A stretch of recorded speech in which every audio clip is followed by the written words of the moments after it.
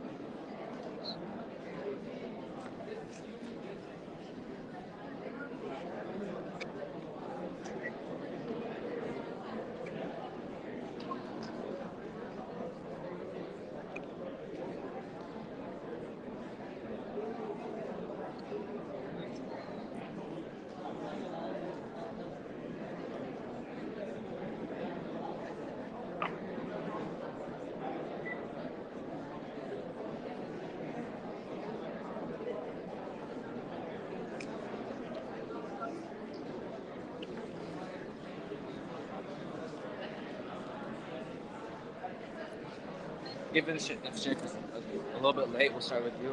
Okay, yeah. And, obviously, by the time Yeah. But does he have other workshops too he's doing? I'm guessing you're coming from London, right? Yeah.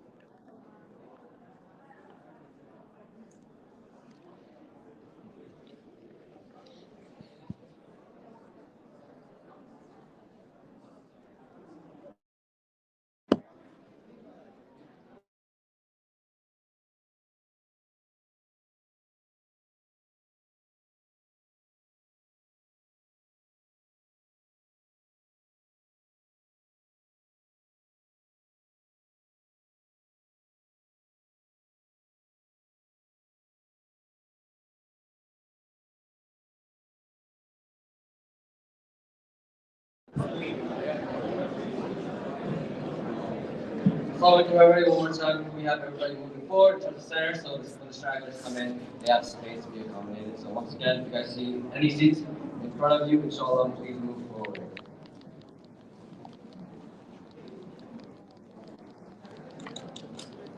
Yeah, so like that's getting up and moving forward. If you can, please.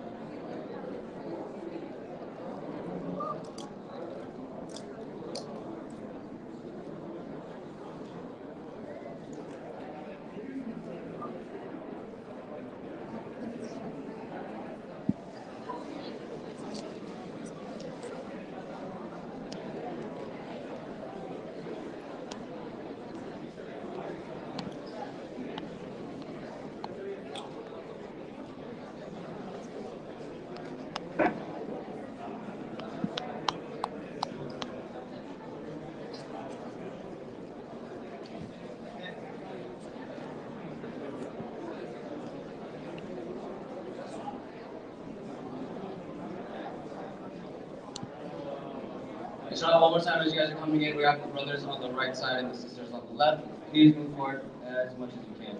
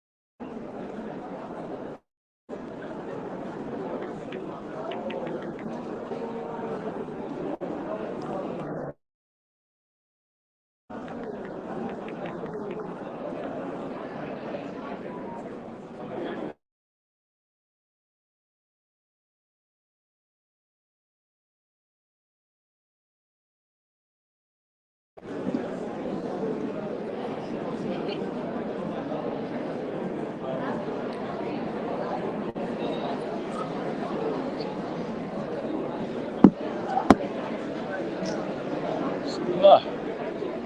Alright, please go. I'll just join in. Bismillah. Yeah, Bismillah.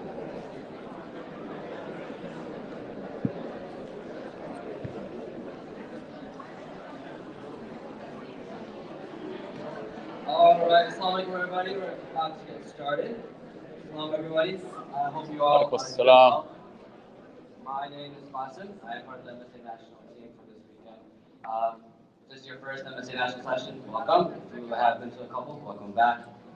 Today's session is going to be what comes next and how we bring Islam to our careers post-grad with Sheikh Abdul Nasser, which we'll get to in a second. And then our beloved brother Imam Bilal Hassan. Just quick housekeeping. These sessions are brought to you by MSA National, an organization that serves Muslim students and alumni and facilitates their efforts to establish, develop, and maintain professionally supported chapters of the Muslim Student Associations. Emphasis is placed on spiritual, religious, social, and civic growth, and well-being of students. A quick reminder: please make sure to follow us on social media at MSA National. We have a little booth outside you guys can take pictures with, inshallah. So please make sure to do that on your way out. And before I introduce our speakers for today, if you'd like to submit questions, make sure to go on the MassCon app and find our session. You'll be able to add your questions through there, and you can also submit anonymously. Before we get started, I know the elephant in the room is that Sheikh Abdul Nasser is running a little bit late on time, but inshallah we'll have Imam Bilal kick us off. A quick little background on Sheikh Abdul Nasser, so I'll have to read it when he gets here. Sheikh Abdul Nasser is the founder, director, and instructor at the Qalam Seminary. He teaches Sahih Bukhari, advanced tafsir, Usul, and fiqh. He has completed an extensive study of the life of the Prophet ﷺ, the Seerah podcast. He annually teaches the Seerah Intensive and leads groups on the Seerah Umrah tour and a visit to Masjid al-Aqsa. He attained a BA and MA in Arabic from Karachi University while completing a master's in Islamic Studies from the University of Sindh. And after returning home, he taught at a local university and Islamic schools he served as in the Imam and Dallas. And then for our beloved brother, Imam Bilal Hassan. Bilal's earlier foundation resides in good adab, Islamic education, community involvement, and high academic standards, which can be accredited to the education he received from home by his mother and father. Bilal is a graduate from the Claire Muhammad School of Queens class of 2010 and the first degree granting HBCU Lincoln University PA class of 2014. He's currently Organics Recovery Coordinator for NYC Compost Project, Director of Mentoring for United Black Men of Queens Foundation, and Executive Producer at New York Freedom Exchange, the digital community engagement arm of Freedom Works. He is responsible for providing social and sacred commentary, content development, booking of special guests, and social media management. Without further ado, we'll get to our guest inshallah.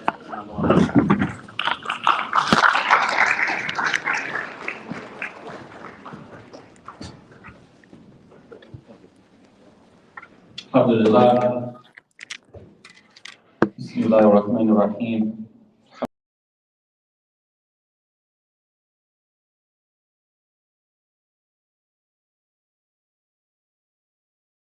Alayhi wa sallam wa ba'd.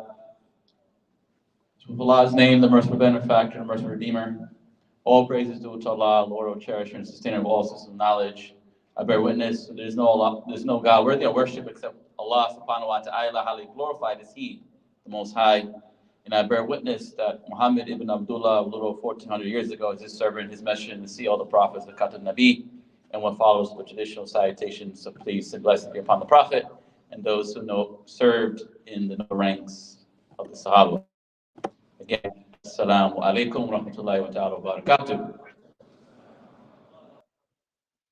Certainly an honor, blessed to be here with you all here at the ICNA convention here in Chicago, Illinois.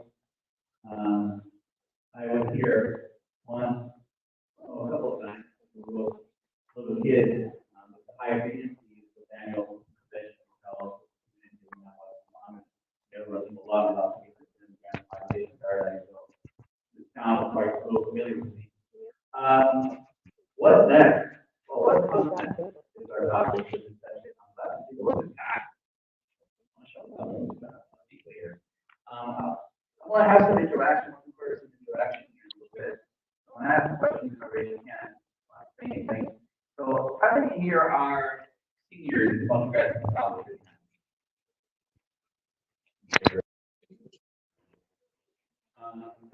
Well, freshmen, college freshmen, sophomores, juniors. Oh, okay. Juniors. How many are done college? All right. How many high school here? Oh, mashallah. How many are professionals here? Professionals. Okay. All right, so I think what's crucial to know, and I'm going to talk specifically to the experience of being in undergrad, high schoolers, seniors, and then also you transition to college. You get to be a senior in college and then to professional in my brief time. So, the different levels of maturity, you're going through different levels of growth development at this early stage of your life. Do not expect to have everything in order. Nobody does. And if anyone walks up to you and says, I have everything in order, it's probably mine. You don't have it.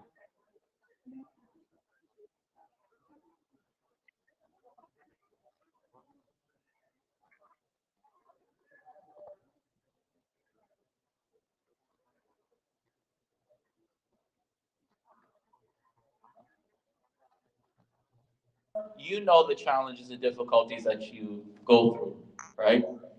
And we know that in this society, the American culture, the American society, the fabric of the society, we don't live in a predominantly Muslim country.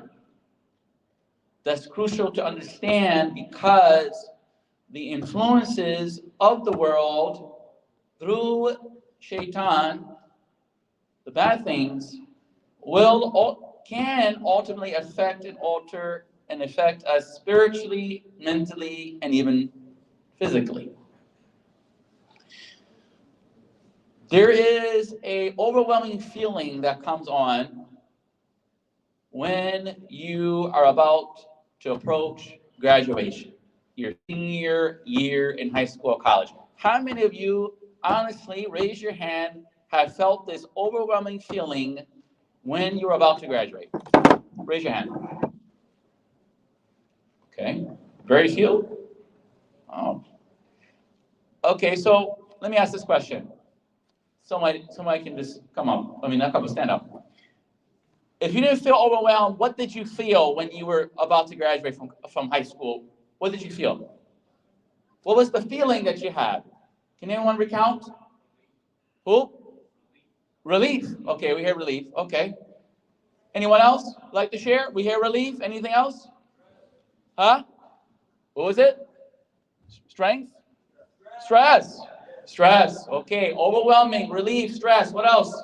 Yes. Someone has a hand up in the back. Any sisters want to say something? Yes. Yes. Yes, sister. Happy. You felt happy. Okay. So you have these mixture of emotions that comes on.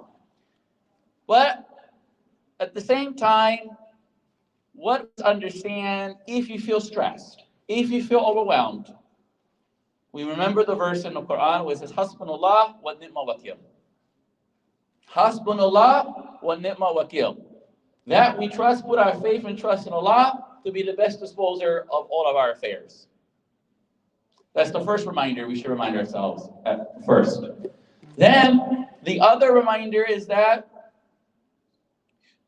don't expect to have everything in order. Don't stress yourself out. Oh, because such and such looks like they got a job after college. Oh, they have an internship.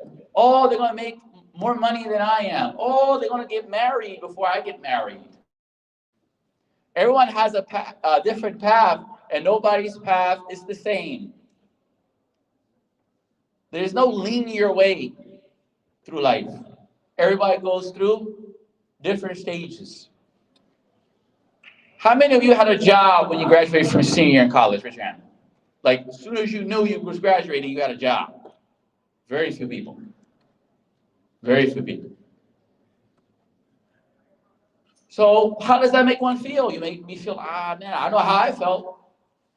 Not having a job, not having certain things that I see my peers have. They may have a house, they may have got married, they may have kids now, right? So you become this feeling of trying to compare yourself to somebody else's journey and not necessarily focus on your journey.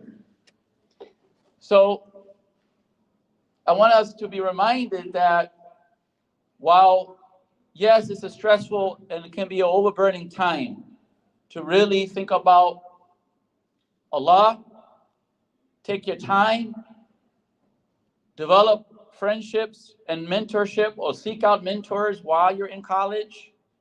Build those relationships, take those relationships very seriously that you build with your friends and with those administration and faculty members because they'll be very helpful for you in the long term.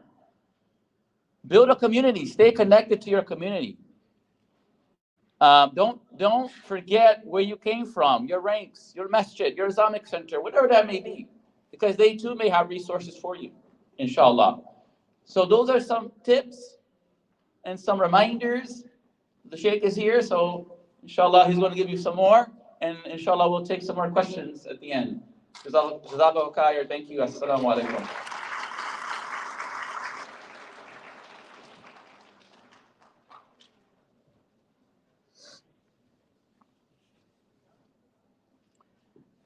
بسم الله والحمد لله والصلاة والسلام على رسول الله وعلى آله وصحبه أجمعين. السلام عليكم ورحمة الله وبركاته.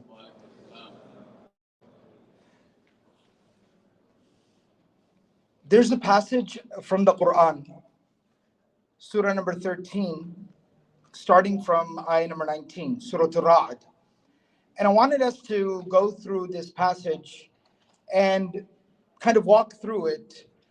And I feel that it'll help to address what we're here to talk about today. And that is, as young people who are moving from one part of life into another part of life, a very distinctly different phase of their lives, then how do you navigate that?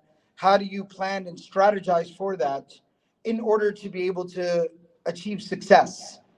Not just success from the worldly definition or the worldly kind of parameters of success, but also from the spiritual, religious perspective. How do we ensure that we are able to succeed in this next very important phase of our lives, which is basically going to define everything going forward? So let's take a look at this passage. Allah subhanahu wa ta'ala here in Surah Al-Ra'd, He says, أَفَمَنْ يَعْلَمُ أَنَّ مَا أُنزِلَ إِلَيْكَ مِنْ رَبِّكَ الْحَقُّ كَمَنْ هُوَ أَعْمَى. That someone who knows, يَعْلَمُ, the person has knowledge, someone that is knowledgeable about what your Lord has sent down from the truth. Is that person the same? Can that person be compared to someone who is navigating blindly? And of course, it's a rhetorical question in the Quran, and the answer is no. So what Allah is telling us here is that someone who knows their religion is therefore able to operate and through life confidently, with a sense of conviction, with a sense of purpose, with understanding as to who they are, where they're coming from, and where they're going. That person and someone else who is just basically randomly, haphazardly stumbling through stage after stage of life, these two people are not the same. They don't look the same. They don't behave the same. And their outcome will not be the same. And so right off the bat, Allah is telling us here, and it's been important our entire lives since we were young, we have to know Allah. We have to know our religion. And right now, for the purpose of this discussion, when we talk about knowing Allah and knowing our religion, I'm more so focusing on having like actual knowledge and understanding. And even though we're all adults, even the people that are basically going into maybe nearing the end of their college terms, they are heading into professional life. You've been an adult for quite some time, and it was important for you to know your religion even prior to this. But there is a reality, and the reality is that when you exist in kind of a bubble, when you live in this kind of cocoon, you have a protective circle. You were, to quite an extent, there's of course the exceptions, but generally speaking, to quite an extent, you were shielded, you were surrounded, you were supported by your family. And you were constant reminders, especially those who lived at home while going to school. There was always someone in your life that was, helping you along the way, nudging you in the right direction. So at some level, you were getting by. You were able to skate by, even though you didn't really have an idea as to what is right and what is wrong, and why it's right and why it's wrong. But now, you don't have that luxury anymore. Now you need to know. You have to empower yourself. You've empowered yourself with quite a bit of worldly know-how, right? You went to school, you went to college, you got a degree, you received some kind of professional training, maybe you interned or something along the way. So you picked up that worldly know-how and knowledge that at least gives you a leg up in the world. But what about your deen? What about your relationship with Allah? What about your morality? What about your ethics? What about who you are as a person? What about all of that? We can't no longer depend on, well, this is just what we do. or mom said this, or dad said that, or this is what where we're supposed to go and what we're supposed to do. Now you have to have your own convictions. And two things that I'll mention here very quickly about this point of knowledge, empowering yourself, knowing who you are, what you believe, why you believe what you believe, why you do what you do. There are two things that every single Muslim needs to have, and particularly young people need to equip and empower themselves with. Number one, read the translation of the Quran. There's lots of other levels of learning the Quran. I'm aware of that. Studying the Arabic language, learning tafsir and scholarly discussions and interpretations.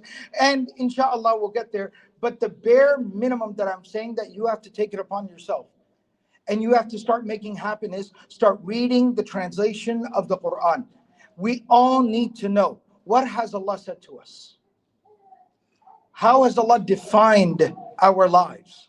How has Allah outlined our purpose for us? And for too long, the Quran remains this kind of formality in our lives. If we're one of the more privileged ones, we got to go to a Quran school or go to an after-school program and learn some Quran, read some Quran, maybe even memorize some Quran. But our engagement with it is still very, very surface level. It's a formality. And we need to understand the message of the Quran. So take it upon yourself. And any portion that you can begin with, one page of translation a day, but commit to reading through it. You have to know what the Quran says. I'll share a little experience with you. This is from a very long time ago, maybe 15 or even longer, 15 years ago, or maybe even before that. In my community where I live and the university where I used to teach, the MSA, right, would have regular programs as we're accustomed to. And one time I was there for an MSA program and a young man came up to me and he said, I'd like to talk to you. I have some concerns and questions and issues. I said, okay. And he started telling me about how he had a roommate. His roommate would go to Bible study. And, his roommate asked him to come with him and he started going there.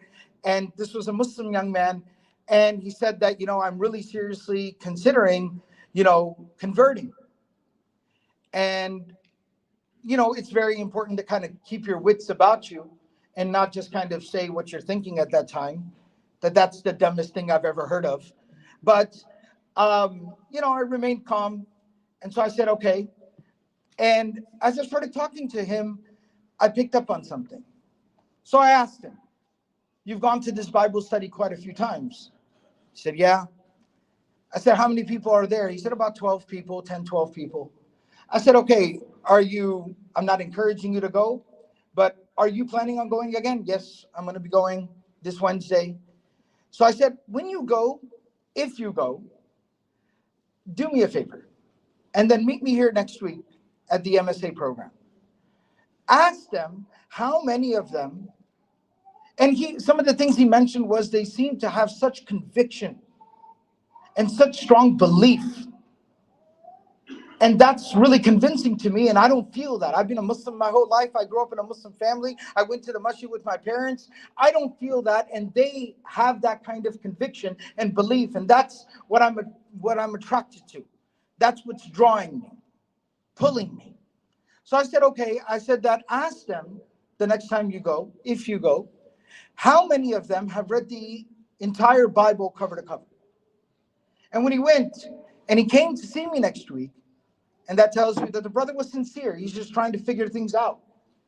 And he said there were 12 of them, and 10 of them said they've read the whole Bible from cover to cover before, and half of them have read it multiple times. I said, okay. I said, and so you're saying that they seem to demonstrate this confidence in their faith? He said, yeah. And I said, you feel like you don't have that kind of confidence in your faith? He said, correct.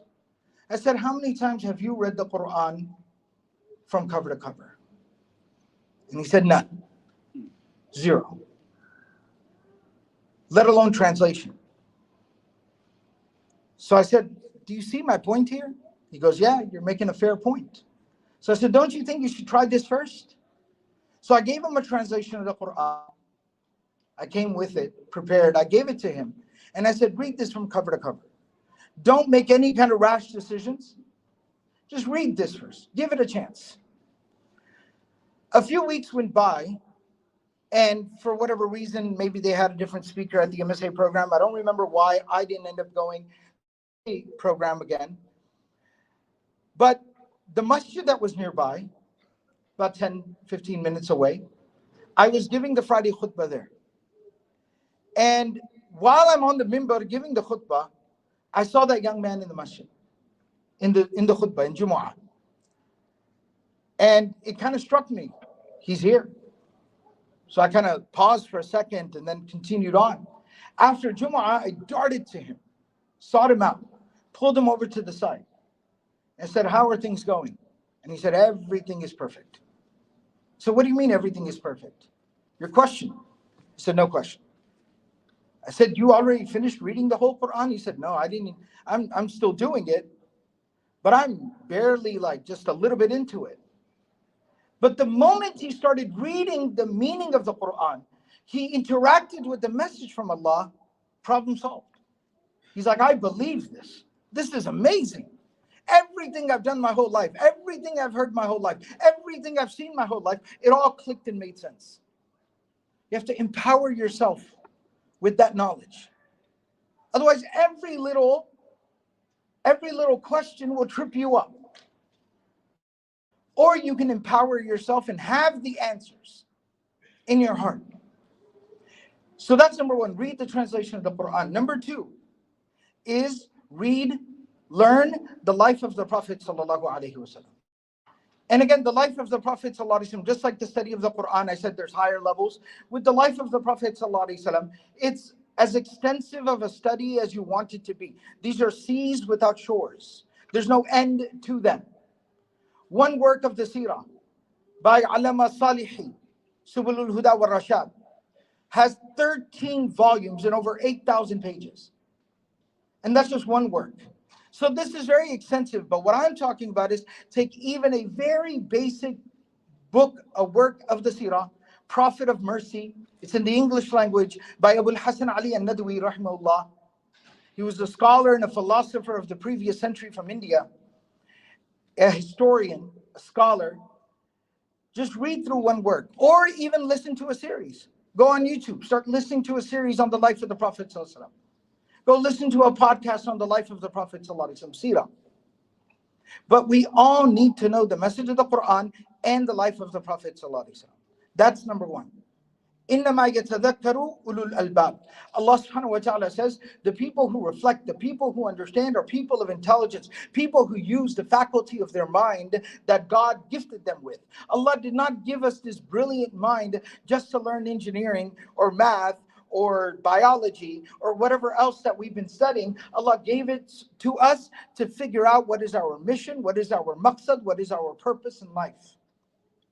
Number two, الَّذِينَ يُوفُونَ بِعَهْدِ اللَّهِ وَلَا يَنْقُضُونَ الْمِيثَاقِ. The second thing we need to equip ourselves with as we enter into real life, the real world. And we are responsible for ourselves, and soon we'll be responsible for other people. And we'll interact with all kinds of people. We won't be able to choose and cater our circles so, carefully. You'll be in a giant workplace, and now you have to interact with anyone and everyone. Is that we have to work on our akhlaq, our character, our ethics. Develop your character. That Allah says that they are the people who fulfill the covenant with God and they do not break their promises. Number three, as we go into this kind of like professional life, we'll get busier and busier. However, Allah has told us, وَأُولُو الْأَرْحَامِ بَعْضُهُمْ أَوْلَى بِبَعْضٍ فِي كِتَابِ اللَّهِ. There are people that have rights upon us. And the measure of a man, the measure of a woman, somebody who is respectable, honorable, admirable, is somebody who is able to honor their relationships. And somebody who can balance and maintain and juggle all the different obligations of life. And that's where Allah says, وَالَّذِينَ يَصِلُونَ مَا أَمَرَ اللَّهُ بِهِ أَن يُوصَلْ. Maintain the relations that God has mandated upon you. That you're still going to be, and I'm speaking from my own experience, I'm including myself in this. You're still going to be in that part of your life where sometimes family relations, right? Family relationships are still something that are a bit of a burden. They'll still feel, and I'll use this word, annoying. And it'll be a burden, and it'll be a hassle, and it'll be an annoyance in your life. But ultimately, and trust me, right? The gray is there for a reason. You'll get to a point in your life where you'll look back at them and you'll cherish them. And at that point in time, you don't want to be riddled with regret. And it will also affect your standing in front of Allah. And it will affect the blessings in your life. A realization that people often have in life is many of the blessings that they attain from in their lives are actually a result and a consequence of the respect and the honor and the integrity and the care and the consideration that they showed in their family relationships. So maintain those family relationships. وَيَخْشَوْنَ رَبَّهُمْ. And fear your Lord. That sometimes you know what the right thing to do is and you don't have the motivation to do the right thing. In fact, you're being pulled in the opposite direction. Do the right thing out of the fear of Allah subhanahu wa ta'ala. وَيَخَافُونَ سُوءَ الْحِسَابِ. And know that one day we all have to stand in front of Allah and we have to answer for how we've lived our lives. The next point, that to now implement all of this as life starts coming at us full speed, and we start to become inundated with obligations and responsibilities, we're going to need a lot of resilience, toughness, and we're going to have to be strong and patient and steadfast and consistent. وَالَّذِينَ صَبَرُوا ابْتِغَاءَ وَجْهِ رَبِّهِمْ.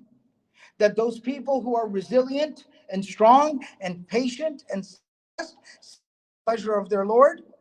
And then Allah tells us about a couple of very important things.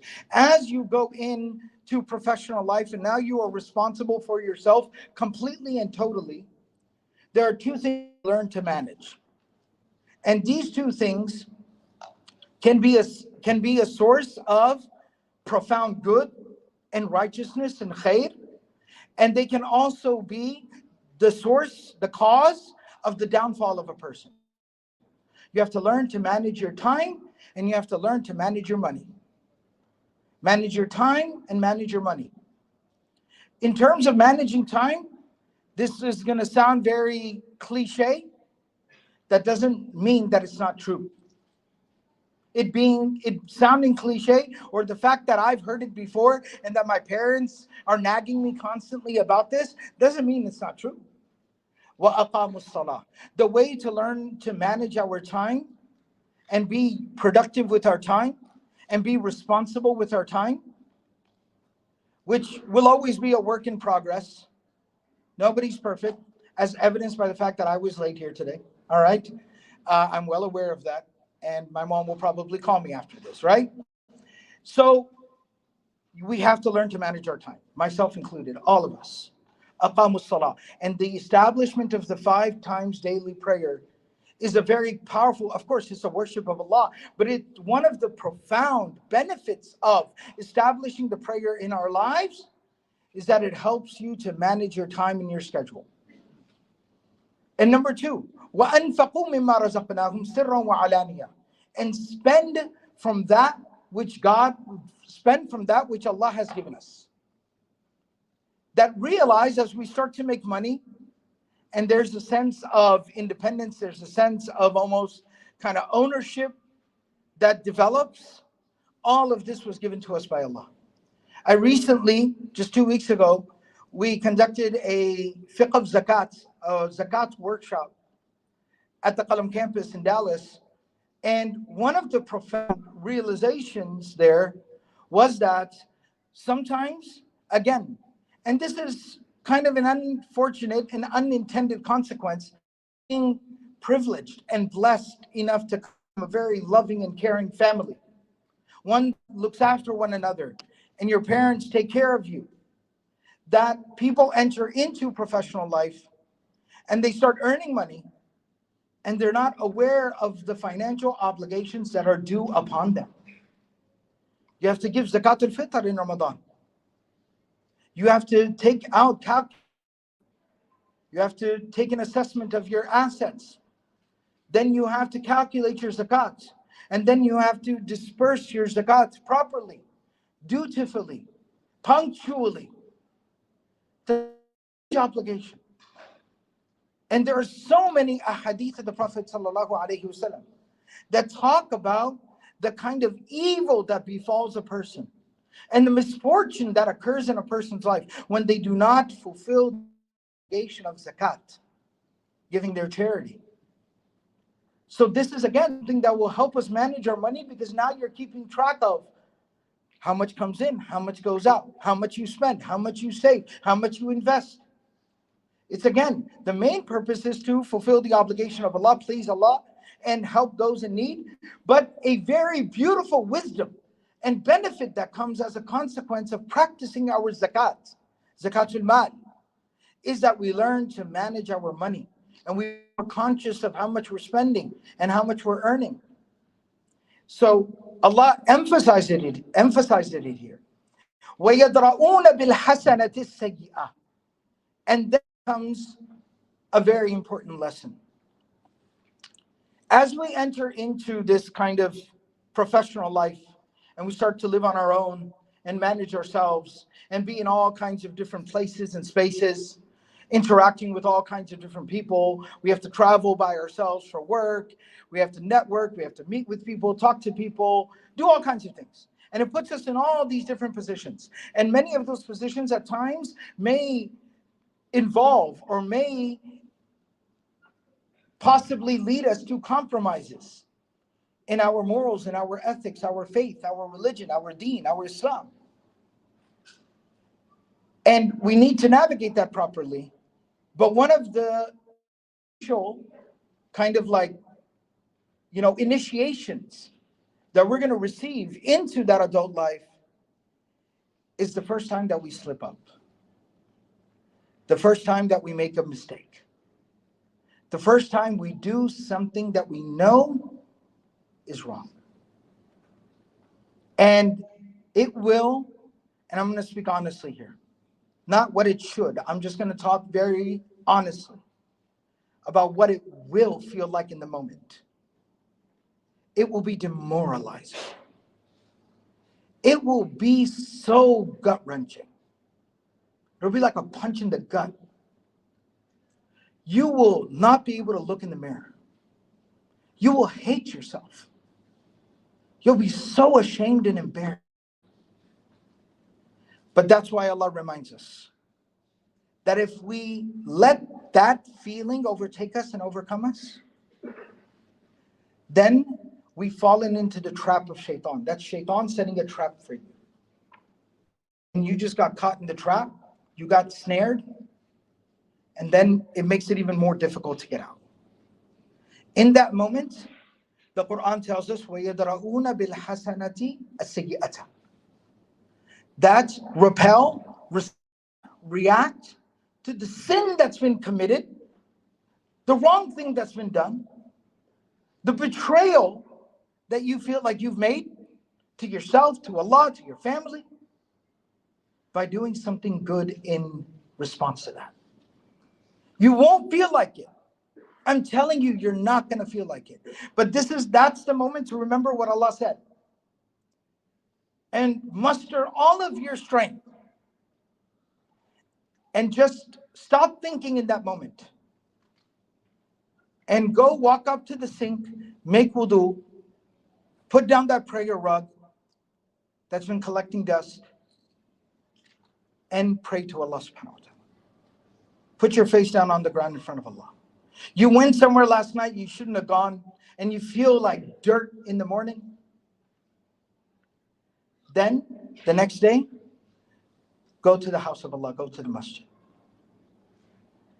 And Allah subhanahu wa ta'ala promises us, أُولَٰئِكَ لَهُمْ عُقْبَى الدَّارِ. And you will succeed at the end of the day.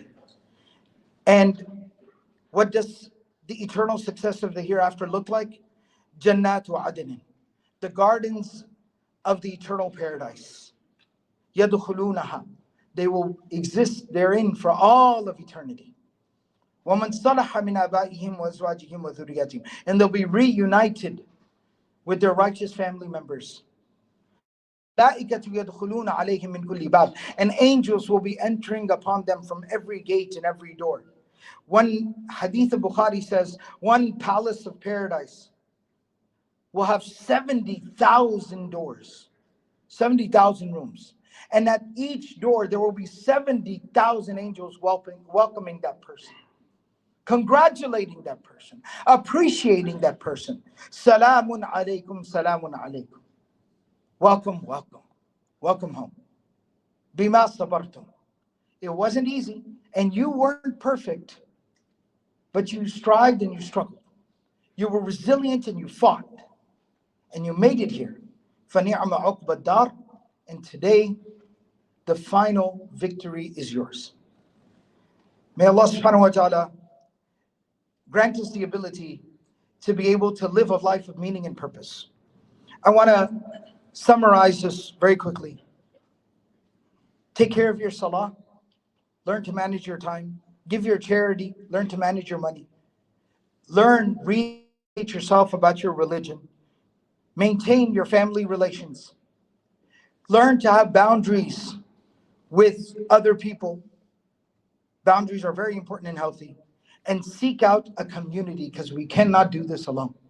We need to do it collectively. Seek out community. And as we've been doing for all of our khutbahs and all of our halaqat and all of our lectures and all of our gatherings for the last few months, we make dua. May Allah subhanahu wa ta'ala grant peace and dignity and freedom and victory to our brothers and sisters in Gaza and all around the world. Ameen ya Rabbil Alameen. Jazakumullah khairan. Assalamu alaikum.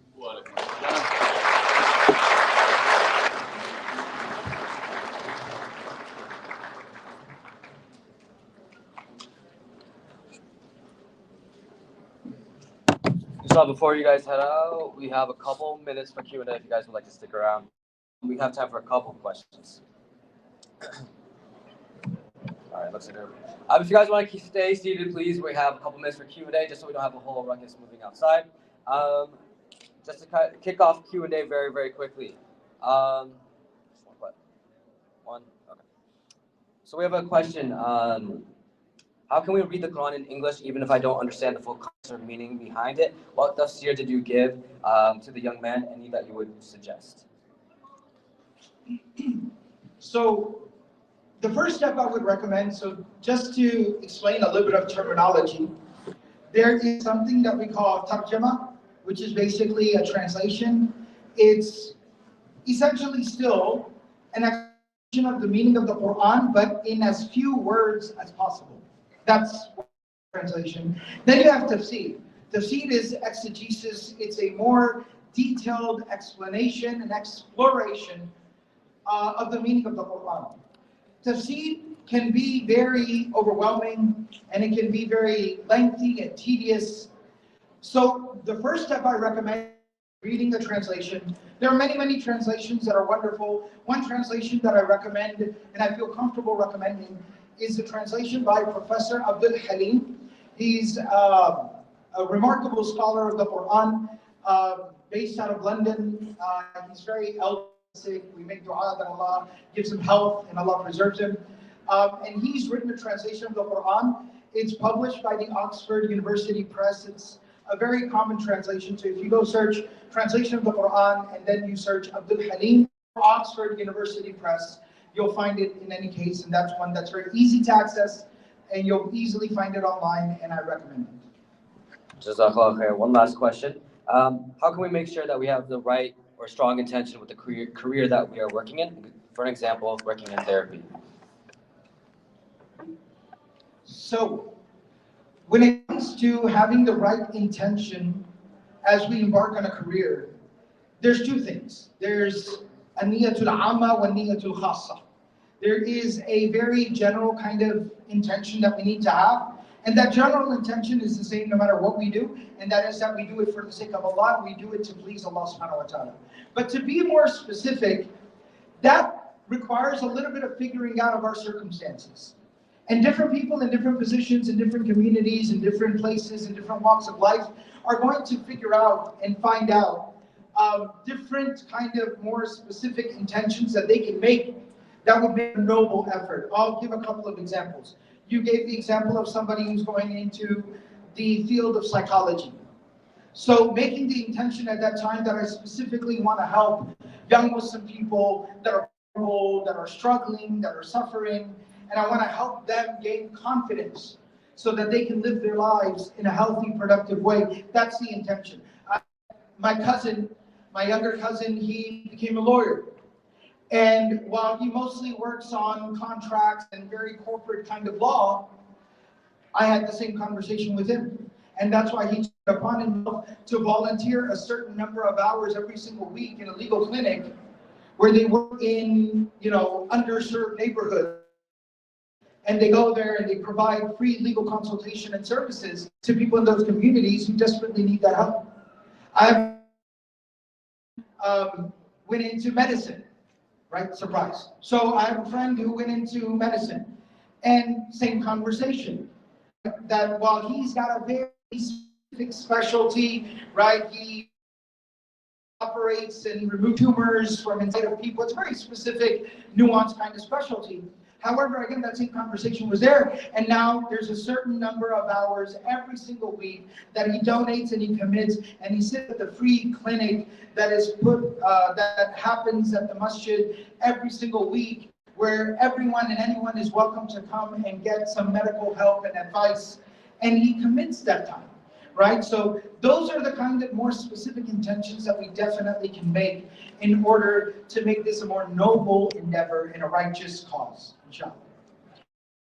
Jazakallah khair. That's all the time we have for today for the Q&A.